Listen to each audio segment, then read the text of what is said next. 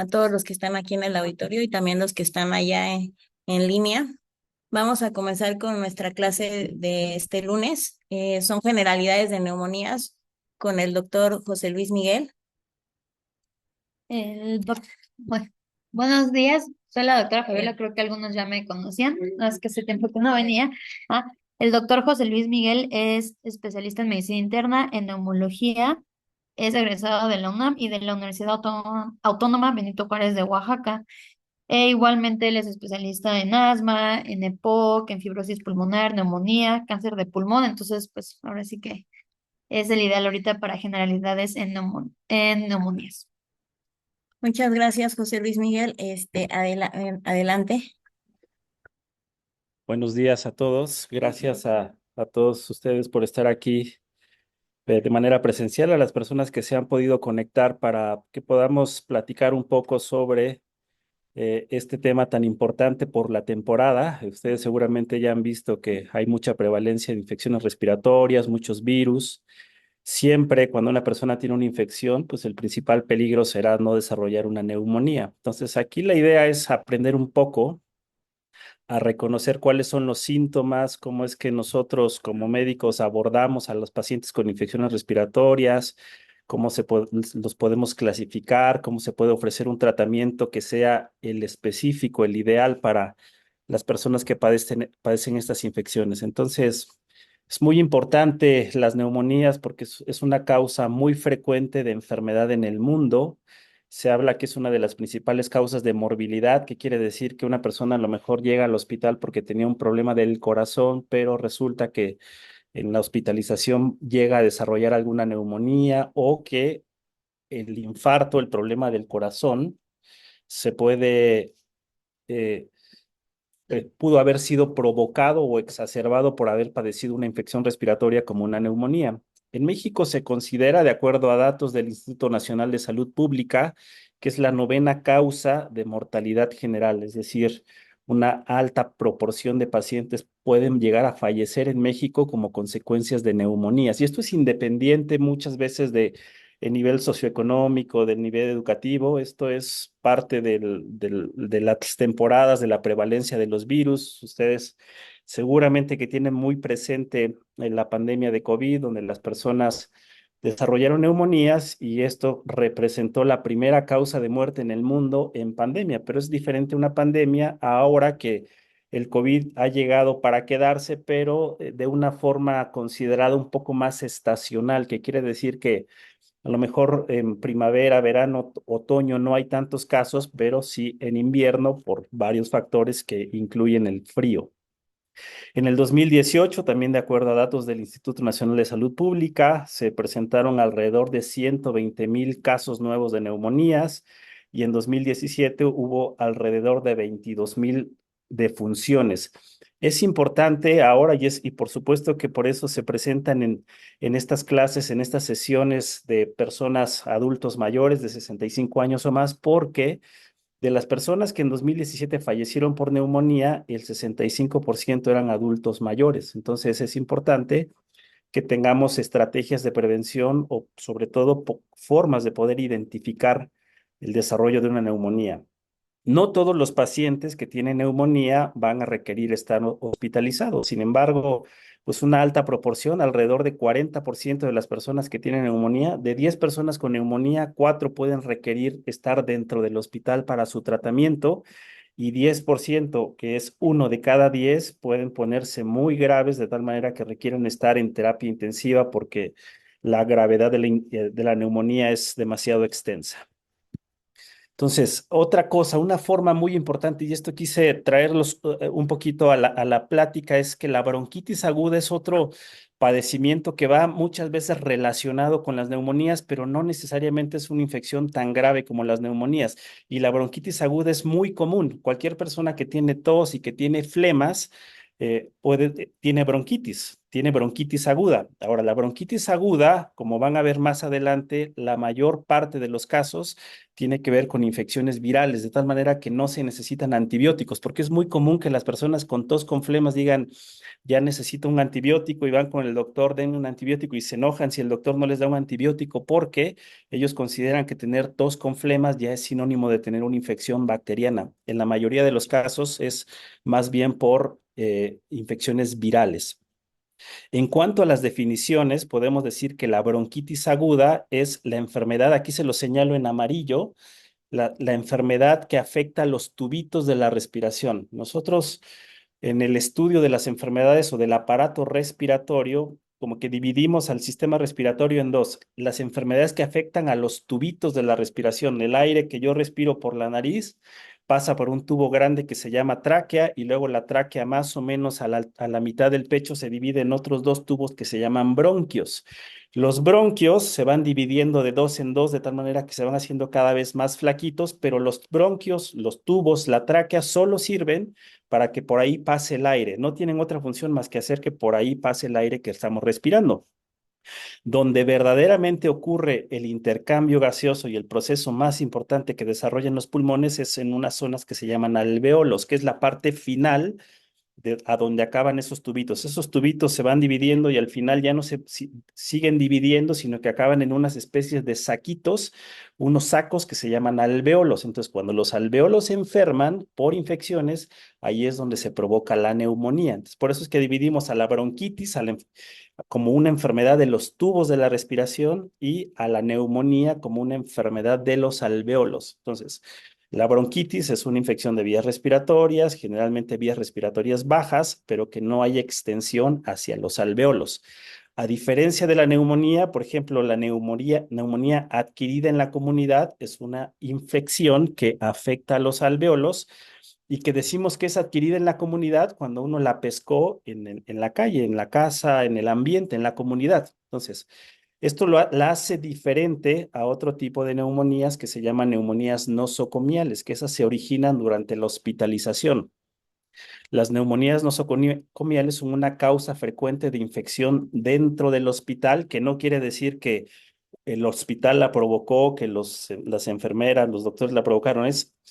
El pisar un hospital es factor de riesgo para cualquiera de nosotros de pescar infecciones respiratorias porque los hospitales están llenos de personas que van a buscar atención por infecciones respiratorias, de tal manera que es muy común infectarse y a veces sucede que las personas desarrollan neumonías estando dentro del hospital. No se la podemos atribuir a la comunidad, no podemos decir esta persona llegó ya traía la neumonía que se le venía formando porque a lo mejor ya llevan una semana y no habían tenido síntomas respiratorios y estos aparecieron hasta 7 días después de estar hospitalizados.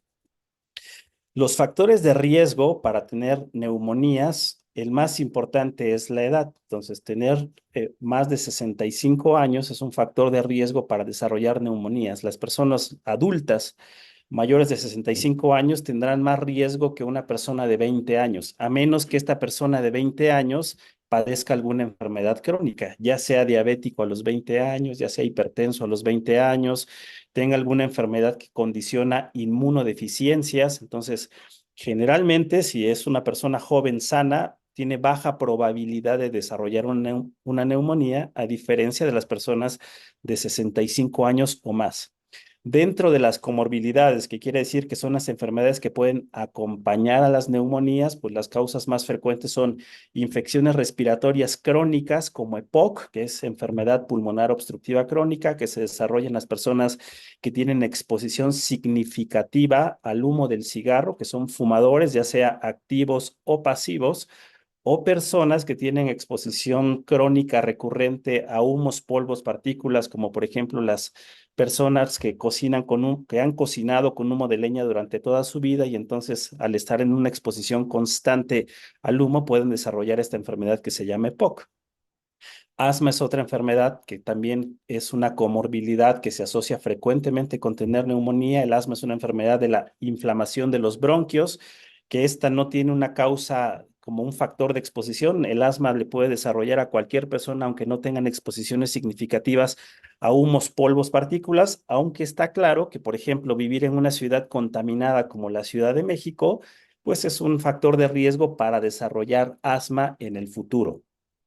Diabetes es otra comorbilidad frecuente, enfermedad vascular cerebral, insuficiencia cardíaca crónica. Otros factores de riesgo para tener neumonías es tener infecciones virales. No es raro que una persona empiece con una infección como por ejemplo que le dio influenza y que la influenza se le complicó, ya sea porque no recibió tratamiento, ya sea porque no estaba vacunado o ya sea porque la agresividad de la influencia fue tal que al final predispone a los pulmones, quedan sensibles, quedan lastimados los pulmones de tal manera que es muy fácil que cualquier bacteria que una persona inhale pueda desarrollarle una neumonía, dado que ya se había quedado sensibilizado los alvéolos y por eso desarrolla neumonía. Otro factor de riesgo es tener alteración en la protección de las vías aéreas. Hay personas, solo por la edad puede ser, por ejemplo, que uno va perdiendo capacidad de control de deglución. Es muy frecuente que conforme uno avanza en edad, y a todos nos puede pasar, que ya no tengamos un adecuado control de la deglución, que en lugar de que el agua que nos tomamos se nos vaya hacia el estómago, se nos vaya chueca y se meta a los bronquios. La comida que comemos, que se nos vaya también hacia los bronquios. Eso se llama broncoaspiración y eso quiere decir que las personas han perdido la capacidad para que, por un lado, uno pueda meter el agua o la comida que se comió al estómago y en lugar de eso se le va a otro sitio. Entonces, esto es alteración de la protección de las vías aéreas. Otros factores de riesgo es tabaquismo y alcoholismo. Fumar hace que las células de defensa de nuestro cuerpo, nosotros tenemos soldaditos que están patrullando en todo nuestro cuerpo. En los pulmones, esos soldaditos están ahí patrullando, vigilando que todo esté bien. El cigarro lo que le hace a esos soldaditos que se llaman macrófagos en los pulmones es que hace que se duerman. Es como un policía que estaba cuidando afuera de la casa y se quedó dormido. Entonces entran los ladrones porque alguien le dio una sustancia a los policías para que se quedaran dormidos. El cigarro hace algo similar, hace que el sistema de defensa ya no esté tan alerta, hace que el sistema de defensa pierda capacidad para defendernos y ahí es cuando se producen las neumonías. Entonces el tabaquismo es un factor de riesgo. El alcoholismo también lo es, aunque no necesariamente el alcohol se mete a los bronquios, el alcoholismo genera alteración en el estado de despierto. Y si yo les decía que una persona debe tener una buena protección de las vías aéreas, si una persona se pasa de copas de alcohol, tiene riesgo de broncoaspirar, se quedó dormido, no controla el mecanismo de deglución de tal manera que pueden tener vómito y ese vómito se les mete a los pulmones, entonces también es un factor de riesgo para desarrollar neumonías. Y finalmente el hacinamiento, que aunque yo les decía al principio que es una enfermedad que no necesariamente se asocia con nivel socioeconómico bajo o nivel educativo bajo, pues sí es más frecuente, es mayor probabilidad de tener neumonía si uno vive en hacinamiento, los presos, las personas que puedan vivir en asilos, pero que estén conviviendo muchas personas a la vez. Las escuelas, los niñitos que van a los kinders, pues es muy común que vayan, se contagie uno y ese uno hace una epidemia y resulta que todos los niños acabaron contagiados y hasta cierran el salón unos días en lo que las personas se recuperan. Eso tiene que ver por el estar conviviendo con personas que estén enfermas. Las causas, que les decimos etiología de la neumonía adquirida en la comunidad, las dividimos generalmente en tres grupos, aquellas que se llaman neumonías típicas, que son las comunes. Dentro del grupo de las neumonías típicas, la causa número uno de tener neumonía se llama Streptococcus pneumoniae. Esa es la bacteria más frecuente que provoca neumonías en invierno. Es muy importante porque es la bacteria más frecuente, pero un punto importante es que hay vacuna contra el estreptococo. Entonces, ahora debería suceder que los casos sean menores en la medida que las personas estén vacunados. Si yo les digo que un factor de riesgo para tener neumonías es la edad, tener de 65 años o más, pues quiere decir que cualquier persona al momento de cumplir 65 años debería estar recibiendo la vacuna contra el neumococo. Entonces, afortunadamente, cada vez la vacuna está más distribuida, más generalizada. Tenemos centros de vacunación. En Médica Sur existe un centro de vacunas donde las personas pueden ir a ponerse las vacunas que les hagan falta. Y entonces Streptococo es muy relevante porque es la bacteria más frecuente que genera neumonías en invierno. Hay otras bacterias como la Moraxella, como el Haemophilus, el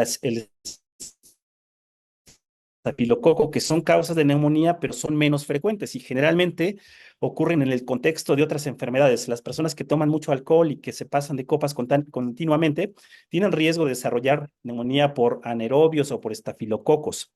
Las personas que fuman, que son fumadores activos, tienen riesgo de desarrollar neumonía por Haemophilus, por Moraxella. Entonces, esas son las bacterias típicas más frecuentes, son las comunes. Ahora, existen bacterias atípicas que no son de la presentación más común, pero que también pueden provocar neumonías. Entonces, dentro de ellas tenemos a la Legionella, al Mycoplasma, que son bacterias que generalmente van a tener predisposición por personas que padezcan alguna enfermedad. A los diabéticos les puede dar más infección por Legionella, a las personas con EPOC les puede dar más infecciones por Mycoplasma. Entonces, son otro grupo de bacterias que se llaman atípicas. Y finalmente tenemos a los virus respiratorios, que también son una causa de neumonía adquirida en la comunidad. Dentro de las causas más comunes de neumonía tenemos en primer lugar a la influenza, ya sea influenza A o influenza B. Ahora tenemos al coronavirus, pero también tenemos a los virus de toda la vida, los que siempre han existido, que son una causa común de gripe, pero que cuando se complican pueden provocar neumonía, especialmente en personas sensibles. Y en este caso, para infecciones virales, las personas sensibles son aquellas que tienen menos de 5 años, los niños chiquitos menores a 5 años o las personas adultas más de 65 años. La bronquitis aguda, que les decía que es diferente, les decía también que la causa más frecuente son infecciones virales. Influenza como causa número uno, para influenza, rinovirus, sincicial respiratorio, que ahora están muy de moda porque son bastante comunes. Estos virus siempre han existido toda la vida. Hace 20 años a una persona le daba gripa, lo más común es que la infección haya sido un rinovirus, pero como uno no iba a hacerse pruebas como para saber qué virus era, pues era una gripa que normalmente no se complica. Caldito de pollo, reposo en la casa y estar tranquilo unos días ayudaba a recuperarse de esos resfriados comunes. Conforme pues, los virus se han ido haciendo más agresivos, la influenza también siempre existió, pero no generaba mayores complicaciones hasta 2009 que ocurrió la pandemia y que ahora pues vale la pena siempre identificar si uno tiene influenza o no, porque existe un tratamiento específico contra la influenza que puede ayudar tanto a acortar la duración de los síntomas, acortar el tiempo en el que uno la pase mal por la gripa y también para prevenir enfermedades graves como neumonía. Entonces, estos virus son bastante comunes y son una causa muy común de bronquitis aguda, que como les decía antes, estos obviamente los virus no necesitan antibióticos. No hay forma que un antibiótico nos pueda curar de una infección viral. Diferente a cuando uno tuvo una infección viral que se complicó con una infección bacteriana, ahí es donde pues tienen un papel los antibióticos. Poco frecuentes, yo aquí haciendo comparaciones en porcentajes, diríamos que la bronquitis aguda, el 60%, 6 de cada 10 pacientes, la causa es infección viral. Solo 6 personas, 6 de 100, la causa es una infección bacteriana. Este esquema se los quiero presentar solo como para que identifiquemos bien cómo es que resulta este asunto de la anatomía del aparato respiratorio. Entonces está el sistema de los tubos, que es el que provoca la bronquitis. Aquí, digamos, haciendo un acercamiento, podríamos ver cómo estos tubitos se van dividiendo de dos en dos, de dos en dos, hasta que se dejan de dividir en esta parte, que son los saquitos que se llaman alvéolos. Aquí es donde se provocan las neumonías. Si le hacemos un acercamiento a estos alvéolos, veríamos la figura de en medio. Entonces, la figura de en medio, este bronquio, este alvéolo, por ejemplo, del lado izquierdo es un alvéolo sano. El alvéolo de en medio empieza a llenarse de pus, que es un alvéolo que ya tiene inflamación, que ya tiene exudado inflamatorio y este alvéolo tiene neumonía.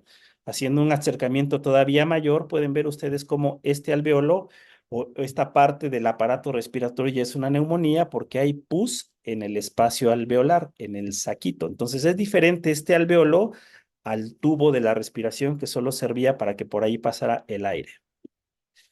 Entonces, haciendo todavía un poquito más énfasis en este alveolo que le señalo en rojo, está la siguiente figura. Es este que le señalo acá. Este es un alveolo de una persona sana. Este alveolo pues tiene varios componentes, está recubierto de algo que le llaman epitelio, que son glandulitas que están pegadas en la pared del alveolo que producen moco, que producen flemas, que todos producimos moco de manera natural, porque el moco lo que hace es que cualquier partícula que inhalemos, humo del cigarro, de la contaminación, algún virus, alguna bacteria, lo que va a pasar es que este epitelio va a producir moco que va a ser espeso y que va a caer ahí la bacteria y la va a atrapar el moco. Entonces, ese moco tiene una función muy importante que es que una vez que atrapó una bacteria, alguna partícula, va a ir ascendiendo poco a poco en un movimiento ondular, como de ondas, va a ir subiendo, ascendiendo, ascendiendo, ascendiendo a través de los tubitos de la respiración, a través de esto, hasta que nos llega aquí a la garganta, a la faringe. Y todos los días, todos ustedes, yo, todos estamos deglutiendo moco, pero no nos enteramos porque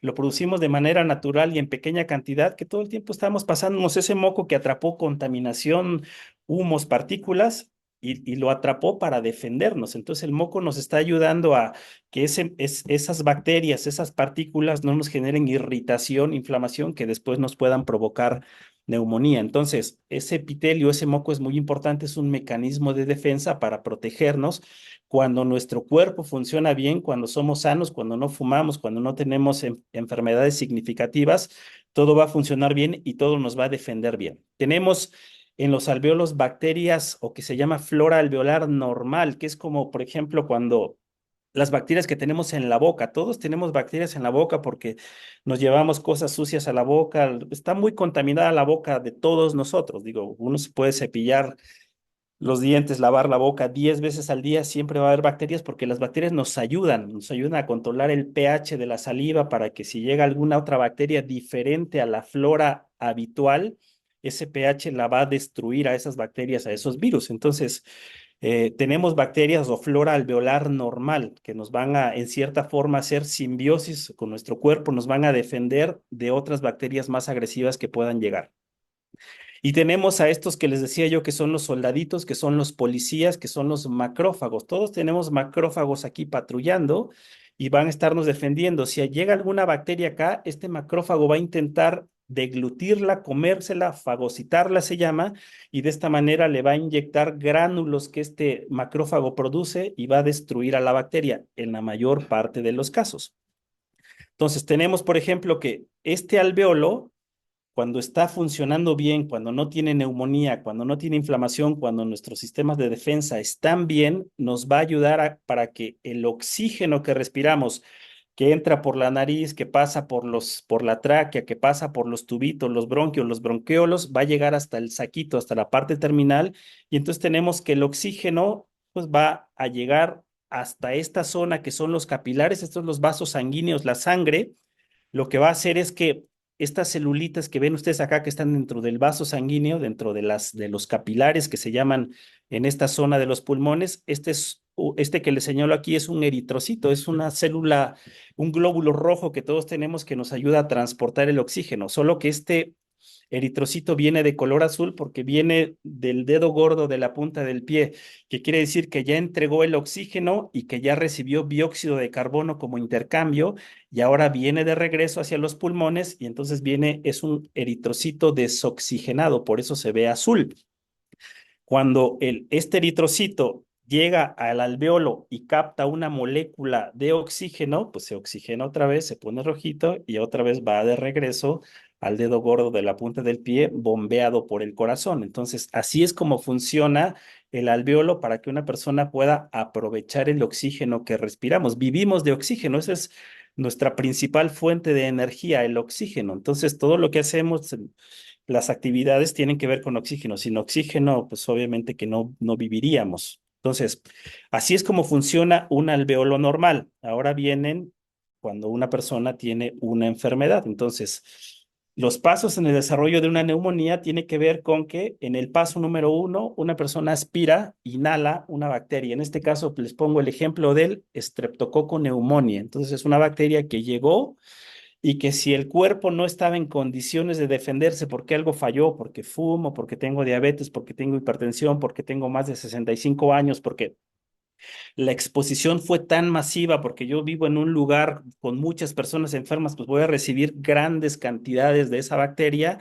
Lo que va a suceder como paso número 2 es que hay una multiplicación descontrolada de esos patógenos, de esas bacterias, de ese estreptococo. Entonces, el paso 2 tiene que ver con esa multiplicación de las bacterias. El paso número 3 es que ahora se van a activar mis soldaditos, mis células de defensa, que aquí estaban en una manera inactiva. Aquí con los bracitos hacia arriba ya están activos y van a producir esto que se llaman citocinas. Las citocinas son sustancias inflamatorias que van a tratar de destruir a estas bacterias que se han multiplicado dentro del alveolo. Entonces, todo estos mecanismos de defensa, mis soldaditos van a intentar inyectarles sustancias tóxicas a estas bacterias para tratar de destruirlas. Si esto no fue suficiente, si las citocinas no fueron suficientes, si los factores de inflamación que liberan estos macrófagos no son suficientes, pues van a necesitar ayuda. Entonces viene el paso 4 de la neumonía, que quiere decir que se reclutan estas células que se llaman neutrófilos. Todos tenemos neutrófilos, pero están en la sangre. Los neutrófilos en un contexto de estar sanos no tienen nada que hacer en el espacio alveolar, en los neutrófilos, en los alveolos. Entonces, lo que sucede es que estos neutrófilos que están en la sangre, estos macrófagos van a pedir ayuda. Piden ayuda liberando estas citocinas que estaba produciendo, pero mandándolas a la sangre para que a través de la sangre las recluten y entonces tengamos la ayuda de estas células, de estos neutrófilos que se van a introducir, se van a meter al espacio alveolar y se van a activar, de tal manera que van a producir todavía sustancias mucho más tóxicas intentando destruir a las bacterias que nos están generando la infección.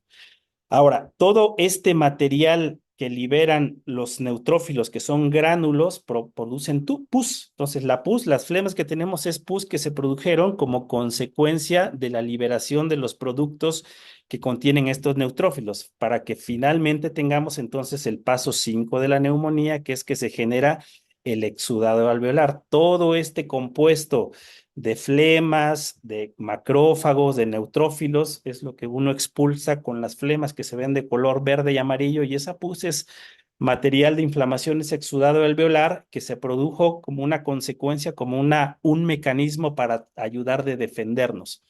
A veces es suficiente con la ayuda que tiene el cuerpo y a veces no. A veces hay que usar antibióticos para tener que matar a estas bacterias y ayudarle al cuerpo. Entonces, si todo esto nosotros lo trasladáramos a un estudio de rayos X, pues bueno, antes que eso, yo les enseñaba el papel del oxígeno, les decía que cómo entra la molécula de oxígeno y que en este nivel difunde para meterse a la sangre y ser transportada por el eritrocito.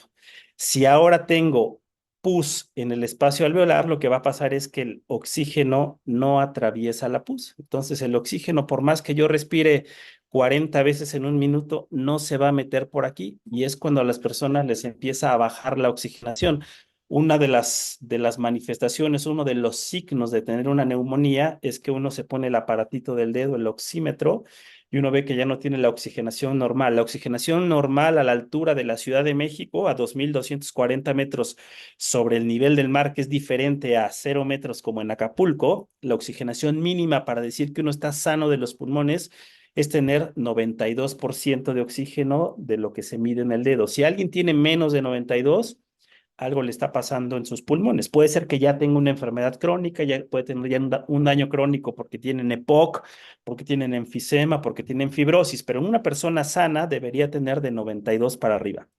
Entonces, el oxígeno ya no pudo difundir y ahí es cuando en los hospitales ponemos el oxígeno para que, dado que esta zona, este alveolo está perdido, pues le mandemos mayor concentración de oxígeno a las zonas del alveolo que están sanas, que todavía no están afectadas por la neumonía. Entonces, ahora sí, si todo esto lo trasladamos a un estudio de rayos X, lo que veríamos sería una radiografía como esta. El aire en rayos X se ve oscuro. Como los pulmones están llenos de aire, pues es normal que los pulmones se vean oscuros. Este, por ejemplo, es el pulmón del lado derecho que tiene un tono de oscuro normal. pero quiero presentarles este lado izquierdo donde se ven unas opacidades que les llamamos de llenado alveolar. Llenado alveolar es que hay pus en el espacio alveolar y se ven como manchas blancas. No se ve oscuro porque ya no tiene aire solamente, ahora tiene exudado inflamatorio. Así es como vemos una neumonía en un estudio de rayos X. Entonces, esto es importante, esto que les presento es importante porque a partir de aquí vienen algunos síntomas importantes de la neumonía. Por ejemplo, si el cuerpo, si los macrófagos, si los neutrófilos liberan sustancias inflamatorias, estas sustancias inflamatorias van a generar respuestas en el cuerpo. Ustedes saben que un síntoma frecuente de tener una infección es tener fiebre, ¿no? ¿Por qué una persona tiene fiebre? ¿Por qué el cuerpo sube la temperatura cuando uno tiene una infección?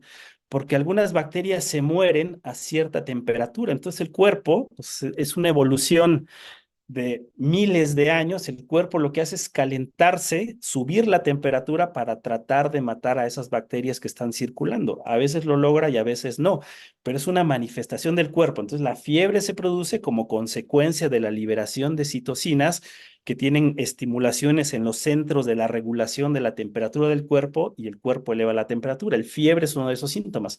Otro síntoma es el dolor de cabeza. Pues si uno tiene liberación de muchas sustancias inflamatorias, uno la pasa mal, tiene muchos síntomas generales, dolor en el cuerpo, de las articulaciones, como si uno hubiera hecho mucho ejercicio, como si uno lo hubiera atropellado un camión. Eso es por consecuencia de la liberación de esas sustancias, de esas citocinas. Entonces, tiene que ver la fiebre con la liberación de estas sustancias. Y el exudado, la pus, las flemas, pues es un mecanismo que trata de expulsar las secreciones. Entonces, toser en el contexto de una neumonía no es malo, es bueno, porque el cuerpo está tratando de defenderse. Aquí no es bueno que uno diga, tengo una neumonía y entonces voy a ir al doctor a que me dé un jarabe para que yo deje de toser. Eso no está bien. La tos es un mecanismo de defensa. Hay que dejar al cuerpo que se defienda tratando de expulsar las flemas. Hay que facilitarle más bien al cuerpo que pueda expulsar esas flemas. ¿Cómo lo facilito? Pues a lo mejor sí le doy un jarabe, pero no para quitarle la tos, sino para que las flemas sean menos espesas, cueste menos trabajo expulsarlas. Los medicamentos inhalados que abren los bronquios, que ayudan a producir menos flemas, son mecanismos que tratamos de hacer para ayudar a que las personas expulsen las flemas.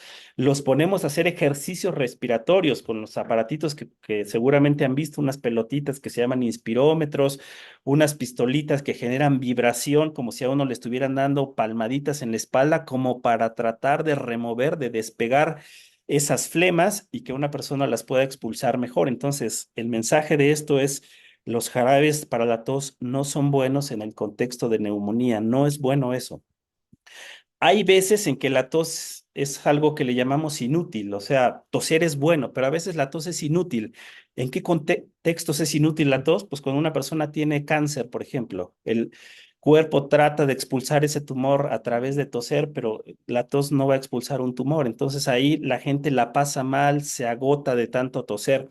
Ahí puede valer la pena dar esos medicamentos que quitan la tos, que suprimen el reflejo de la tos, porque la tos es un mecanismo en ese contexto que no sirve para nada y que solo agota a la gente y que la gente la pasa mal, pero son situaciones muy específicas, muy contadas. En el contexto de una neumonía es bueno toser las flemas. Entonces, el tratamiento de la tos, de la infección de la neumonía, no es suprimir el reflejo de la tos, es dar el tratamiento para eliminar la inflamación, dar antibióticos, dar medicamentos inhalados, dar tratamiento sintomático para la bronquitis. Eso es lo que conviene.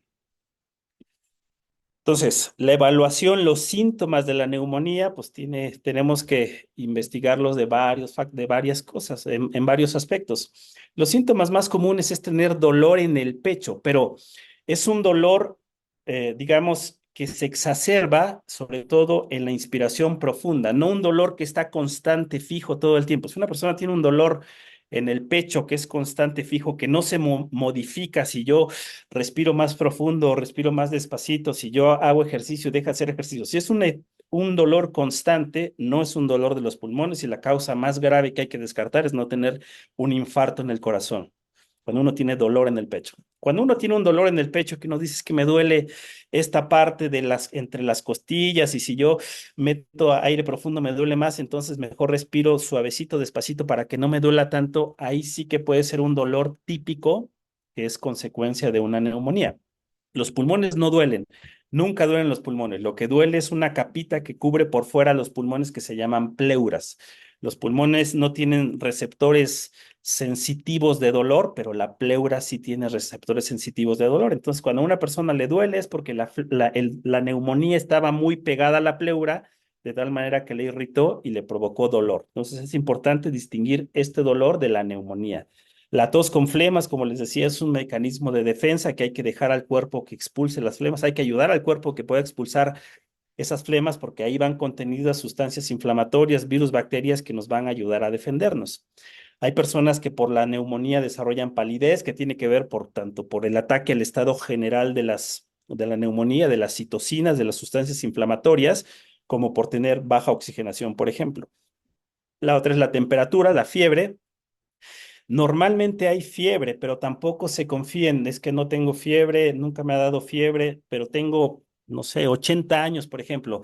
Sucede mucho que cuando una persona pasa más allá de los 65 años, a veces no desarrollamos fiebre. Y pasa lo contrario, desarrollamos algo que se llama hipotermia. ¿Por qué? ¿Por qué no produzco fiebre? Porque mi cuerpo ya ha perdido la capacidad de defenderse eficazmente, como yo les decía, subiendo la temperatura, ya no puede hacer eso y entonces lo que sucede es lo contrario, se me baja la temperatura porque mi cuerpo está sufriendo como consecuencia de una infección. Esos son los síntomas eh, es más allá de los 65 años, es más probable, es más frecuente no tener fiebre, así tener fiebre. Otro síntoma es tener dolor de cabeza, entonces también cualquier persona que tenga un malestar general en el contexto de tos con flemas, dolor en el pecho, fiebre, pues puede tener una neumonía.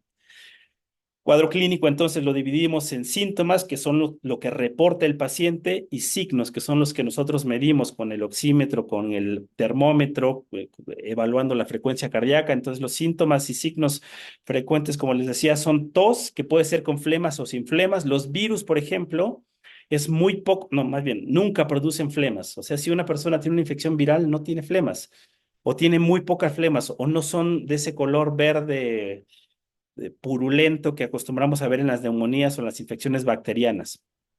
Hay falta de aire que nosotros le decimos disnea, hay taquipnea que quiere decir que es frecuencia respiratoria elevada. La frecuencia respiratoria de nosotros, como estamos ahorita aquí sentados tranquilos, relajados, es que estamos respirando más o menos 14 veces en un minuto. Es una respiración, una frecuencia respiratoria normal.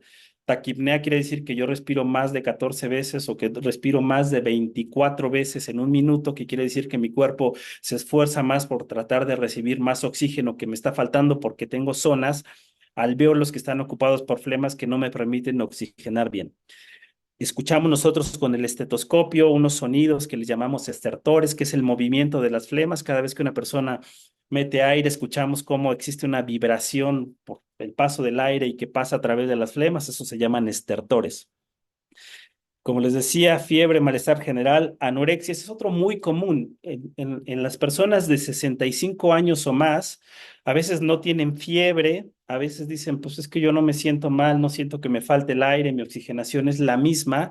A veces el único signo o síntoma en las personas adultos mayores es dejar de comer. Dicen, es que mi papá ya no está comiendo, como que lleva 2 días y no está comiendo muy bien, pero no se ve enfermo, no le bajó la oxigenación.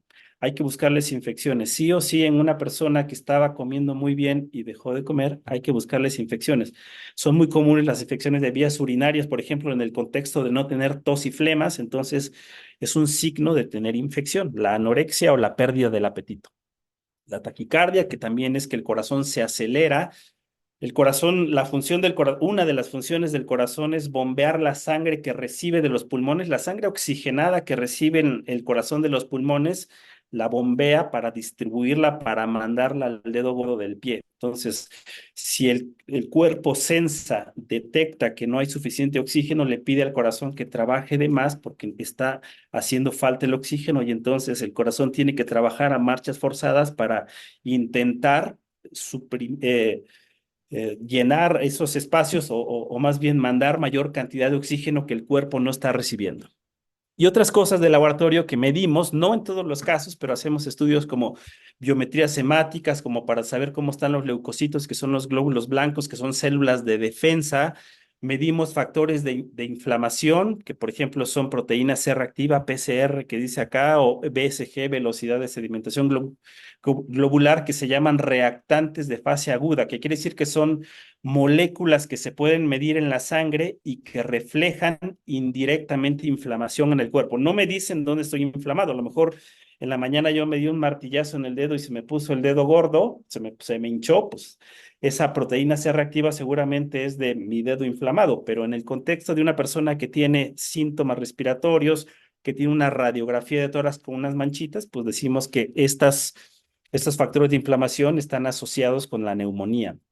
Procalcitonina es otra cosa que también medimos que generalmente refleja si el componente de la infección es por bacterias, que es lo que eleva la procalcitonina, y nos puede ayudar a decir qué tan grave está la infección. El valor de la procalcitonina, conforme es más alto, pues quiere decir que una persona tiene riesgo de tener una infección más grave o que le llaman sistémica, que quiere decir que ya no solamente está en los pulmones, sino que ya mandó bacterias a la sangre y que ya desarrollan eso que se llama sepsis, que es una complicación muy grave y que es que hace que las personas acaben en la terapia intensiva.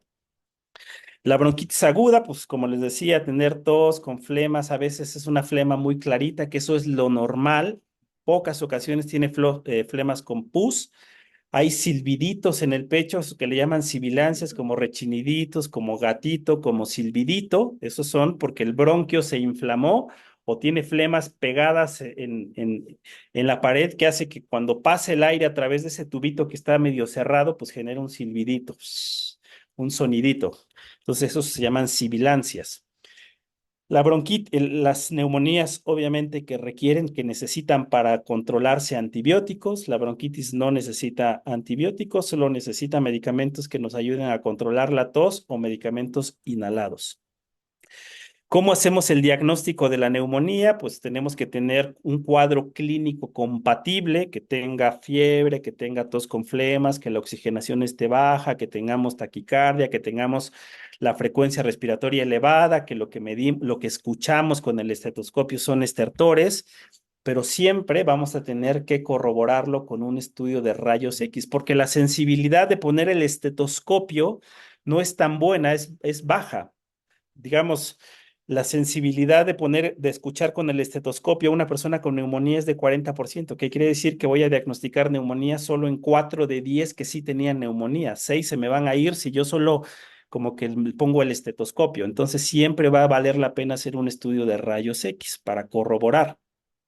A veces es suficiente con una radiografía simple de tórax, a veces se necesitan estudios más específicos. El mejor estudio el día de hoy para ver los pulmones se llama tomografía de tórax. Entonces, a veces cuando el cuadro clínico está dudoso, uno acabará haciendo tomografías para corroborar el diagnóstico de la neumonía. Entonces, las imágenes en rayos X son muy variables. Afortunadamente, la evolución de la medicina ha tenido grandes avances de tal manera que uno a partir de imágenes de rayos X uno puede medio inferir quién es la bacteria que está generando la infección. Si yo veo manchitas muy localizadas en un solo lugar del pulmón y el resto está sano, pues un germen habitual es tener esto que se llama Streptococcus pneumoniae. Si yo tengo muchas manchitas como en esta tomografía, es decir, una inflamación generalizada en varios parchecitos del pulmón, en una persona que fuma, por ejemplo, pues un germen frecuente puede ser esto que se llama Mycoplasma pneumoniae. El estreptococo a veces genera algo que se llama derrame pleural, que quiere decir que había la neumonía y que la neumonía se metió a la pleura y tenemos pleuras, tenemos las capitas que cubren al pulmón, tenemos dos, una que va bien adosada al pulmón y la otra que va recubriendo por dentro a las costillas, es decir, dentro del tórax. Entonces hay dos pleuras que sirven, que tienen liquidito en las pleuras, que el liquidito sirve como el aceite de las bisagras para que la puerta se abra bien y no rechine, no cueste trabajo abrir y cerrar, pues las pleuras tienen ese aceitito para que cuando uno mete aire profundo, el pulmón se hace grande, el roce entre las pleuras sea alguna cosa no dolorosa. No nos damos cuenta nosotros cuando respiramos, pero siempre hay un deslizamiento entre las pleuras porque tenemos aceitito que funciona bien. Cuando ese aceitito, ese líquido se produce de más porque están inflamadas las pleuras como consecuencia de una infección, de una neumonía, se produce mucha cantidad de líquido, se acumula líquido entre las pleuras que se llama derrame pleural. A veces esos derrames pleural uno acaba puncionándolos, metiéndoles una aguja para drenar ese líquido, para mandarlo a estudiar y sobre todo para aliviar la mecánica respiratoria. El pulmón que tiene aire, derrame pleural, el movimiento ya no es amplio, expandido, ya es muy limitado, restringido. Uno respira corto porque ya no tiene la capacidad de inflarse a su máxima capacidad porque está ocupado un espacio por líquido. El estreptococo puede provocar derrame pleural o puede provocar abscesos pulmonares, que es que las zonas del pulmón se mueren, se necrosan y entonces ese tejido se pierde, ya no sirve para hacer su función que antes hacía y a veces las personas acaban operadas quitándoles esa zona del pulmón que se murió o quitando pulmones completos porque todo el pulmón se llenó de neumonía. Influenza muy común, a veces no siempre da no siempre da neumonías. Cuando llega a dar neumonías, uno ve las manchitas como estas manchitas que son como nubecitas, no son normales, están generalizadas. Estas manchitas son inflamación en los pulmones y esta inflamación producida por influenza o por COVID. Entonces, así es como vemos nosotros las imágenes en rayos X. Entonces, como les decía, la medicina ha avanzado que ya nos permite más o menos con ver imágenes poder sospechar quién es el germen que está provocando la infección.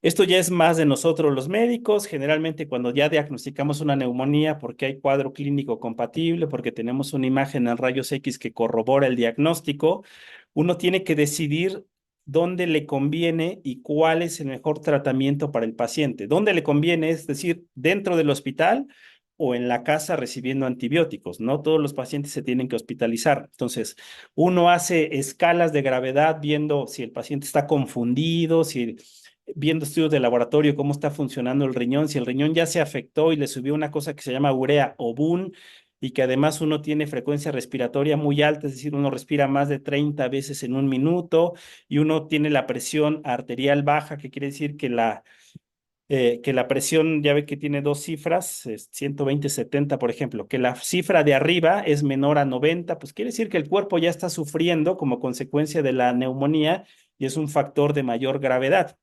Y la otra es la edad, tener más de 65 años. Entonces ahí vamos haciendo escalas.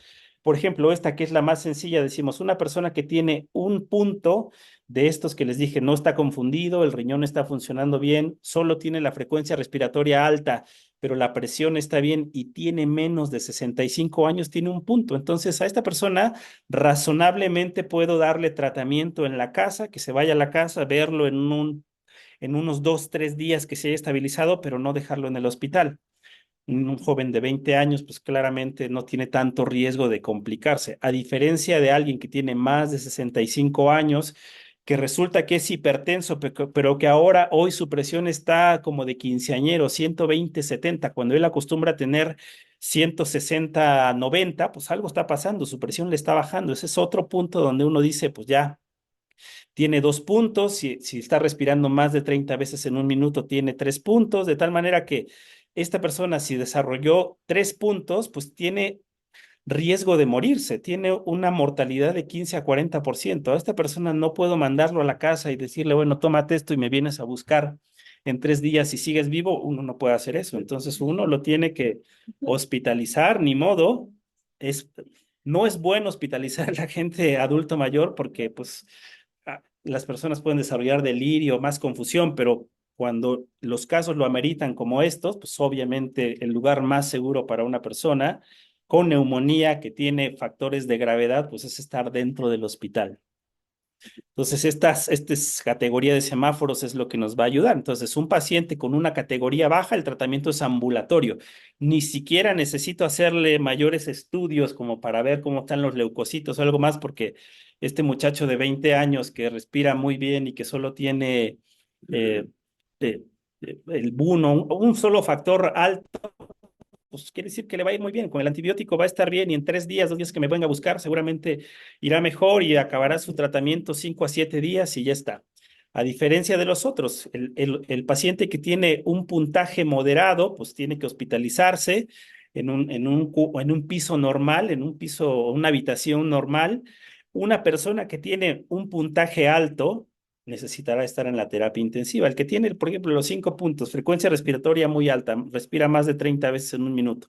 El que está confundido, está desorientado, el que tiene ya alteración en la función del riñón, el que tiene lo que les decía, la presión arterial, pues, esta persona tiene 5 puntos. Esta persona claramente que tiene riesgo de morirse y entonces lo tengo que tener en el lugar más seguro del hospital, que es la terapia intensiva. Monitorear todo el tiempo cómo está la presión, cómo está la frecuencia respiratoria, que no necesite, ver que no necesite ayuda con una máquina externa, esos que le llaman ventiladores. A veces para que una persona salga adelante de una neumonía grave, necesitará estar conectado a un ventilador para que el ventilador o el respirador haga la función de la respiración mientras los antibióticos hacen su trabajo, curan la neumonía y ya que se haya curado de la neumonía, pues la persona respirará mejor, los pulmones se habrán desinflamado, oxigenará uno bien y es cuando le retiramos el ventilador a las personas. El tratamiento pues tiene que ver con varios factores. Hay una parte de tratamiento empírico que quiere decir pues que yo no tengo identificado, no tengo cultivado, no he visto en el microscopio cuál es el germen que le está generando la neumonía a este paciente, pero tiene, por ejemplo, ya vi que es un puntaje muy bajo que puede ser tratado en la casa y además me fijo en algunos factores como por ejemplo, tiene comorbilidades, es diabético, tiene EPOC, tiene hipertensión, ha usado antibióticos recientemente porque si resulta que es un paciente que tiene un puntaje bajo, que no tiene riesgo de complicarse, pero hace 15 días usó un antibiótico para algo respiratorio, hace un mes otra vez, o sea que ya lleva varios ciclos de antibióticos en los últimos 3 meses, pues quiere decir que para el tratamiento para la casa yo debería darle un antibiótico sencillo, pero resulta que como ya ha usado varios, es muy probable que ya sea resistente a los antibióticos sencillos y requiera antibióticos un poquito más avanzados, más sofisticados. Entonces me tengo que fijar en eso. Usó recientemente antibióticos, tiene más de 65 años, es una persona que tiene un tabaquismo activo, que estaba fumando hasta hace 2 días que le dio una neumonía, tiene dependencia del alcohol. Si esta persona con un puntaje bajo como para ser tratado en la casa no tiene ninguno de estos factores, me pregunto si es alérgico a la penicilina, porque el tratamiento ideal sería algún derivado de la penicilina. Si me dice, no, no soy alérgico a la penicilina, pues un antibiótico sencillo que le puedo dar, pero que tenga una buena cobertura para este paciente en especial, es amoxicilina, otros medicamentos que se llaman macrólidos, doxiciclinas, y con eso, pues el paciente tiene alto porcentaje de que le vaya muy bien. Si es alérgico a la penicilina, pues voy a buscar otro tipo de antibióticos que no sean derivados de la penicilina para poderle ofrecer el tratamiento hasta acabar en cosas que se llaman cefalosporinas, que ya son medicamentos inyectados, que no es bueno a alguien mandarlo con inyecciones. Es también común. Las personas dicen, deme un antibiótico que me haga más rápido, ¿no? Uno dice, pues inyéctame. Me va a doler muchísimo, pero me voy a curar más rápido. Eso no es cierto. La absorción de los medicamentos es la misma, ya sea tomada o inyectada. Es malo, no es bueno, no se ve bien mandar a alguien que uno diga, oye, tienes una infección muy leve, tienes una bronquitis, tienes una neumonía muy leve, pero ponte 5 días este antibiótico que te va a necrosar los glúteos. Eso no está bien, no se ve bien. Entonces hay que darles un medicamento efectivo, que sea tomado, pero que sea efectivo para que la gente no la pase mal.